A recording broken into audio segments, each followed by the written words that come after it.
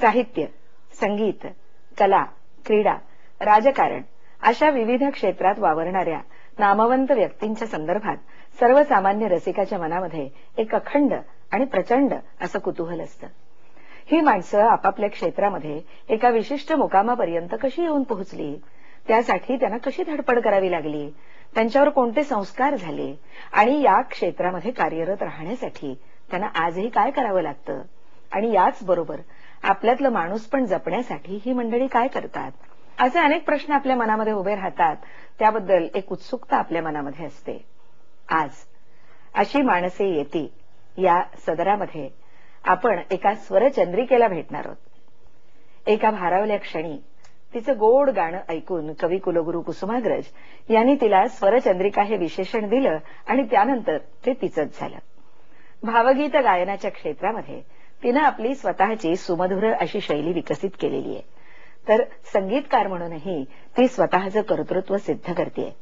शास्त्रीय संगीत, उपशास्त्रीय संगीत, त्यातही गझल, टप्पा, ठुमरी, भजन यासारखे अनेक प्रकार तिनं अतिशय ताकदीनं हाताळत आहे.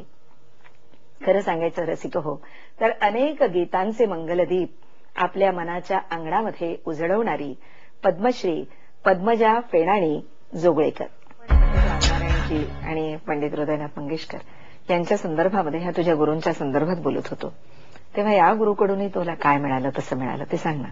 रामनारायणजींनी माझ्याकडनं वर्षानुवर्ष पलटे करून घेतले. बर.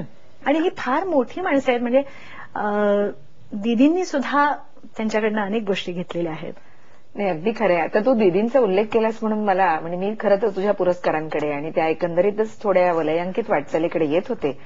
पण दीदींनी सुद्धा तुझ्या गाण्याची किंवा तुझ्यामध्ये त्यांना जी गायिका दिसली तिची त्यांनी मुक्त कंठानं तारीफ केलेली आहे. हो, केवळ त्या धुंदबंदाच्या वेळीच नव्हे तर एका मुलाखतीमध्येही त्या काही म्हणालेल्या आहेत. नुसतं आम्हाला सांग की. दीदी जेव्हा अमेरिकेला गेल्या होत्या त्यावेळेला प्रेस रिपोर्टर्सनी त्यांना एअरपोर्टवरच घेरलं आणि विचारलं की is there any other voice ranking alongside you, तुमच्या तोडीचा अजून कोण तुम्हाला आवाज किंवा गायन वाटतं कोणाचं. तर त्यावेळेला त्यांनी असं उत्तर दिलं की yes, I see a spark, a young Padmaja, and she is extremely talented with an outstanding voice and she is my hope. नंतर तुझा या क्षेत्रातला जो काही प्रवास चालू झाला त्या प्रवासामध्ये आणखी कसे कसे टप्पे आले? म्हणजे नंतर तू लगेच कार्यक्रम करायला सुरुवातच केलीस का?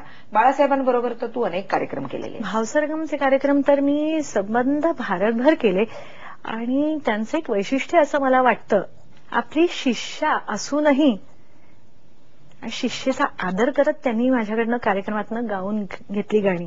पहिली 3 गाणी मी